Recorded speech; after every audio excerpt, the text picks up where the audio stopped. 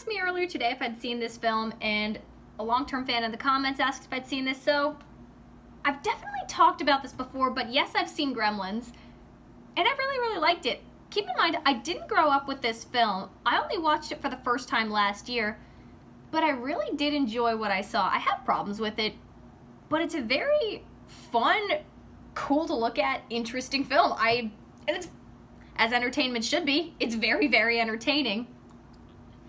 I love the look of the Gremlins.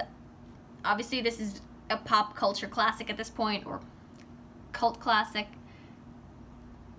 I've heard it in pop culture quite a bit. The Powerpuff Girls did their take on this in the 90s.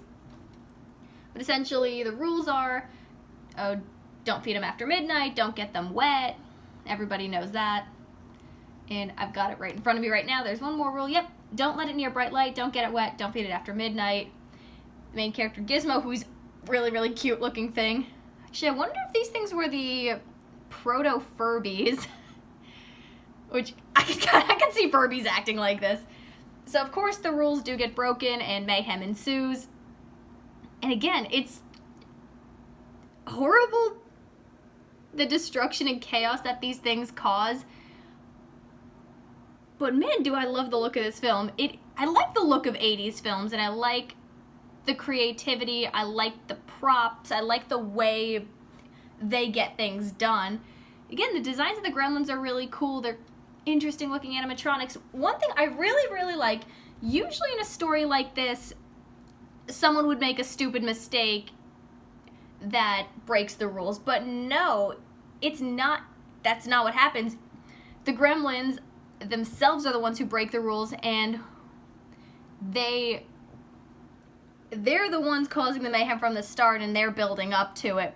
So they get fed after midnight because one of them unplugs the alarm clock so it shows the wrong time, which is great. I'm like, I saw that and I thought, yes, okay, good. It's not a stupid mistake. It's played like a tragedy, and these Gremlins want to cause trouble. That's great. Actually, felt like it could have been a Twilight Zone episode. The problem I have with it, for starters, is the fact that the dad, essentially, very much like a fairy tale, the dad really wants this gremlin as a pet for his son, and he doesn't really know the full consequences of his actions. Takes it and decides he's gonna go through this anyway, and at the end, after all of this chaos, he just says it to the old man who he got the gremlin from, "I'm sorry." And that's it. It's like, he does not have to accept the consequences of his actions. He gets away with it. So much death and destruction has been caused, and all he says is, "Sorry, here's an ashtray." That bothers the heck out of me. But it doesn't take away from this story. There is a lot to interpret from this movie. I mean, you could just see it as a fun, entertaining film, but a lot of people have taken so much out of this flick.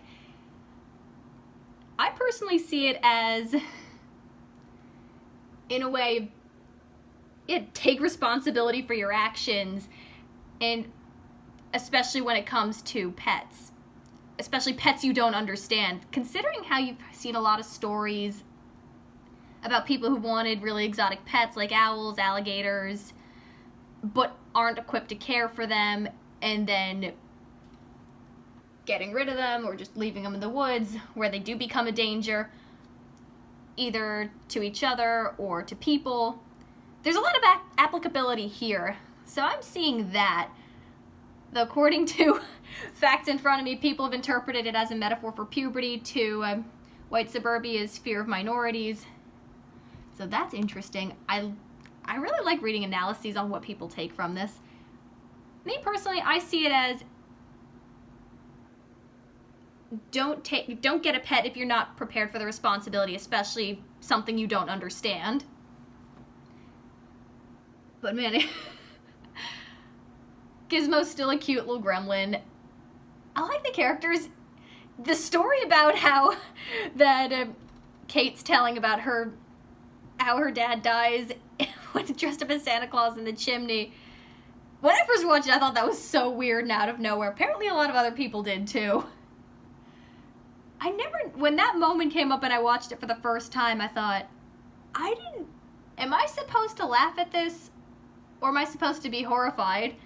Because it's a very horrifying story, but it's also played in this very campy way.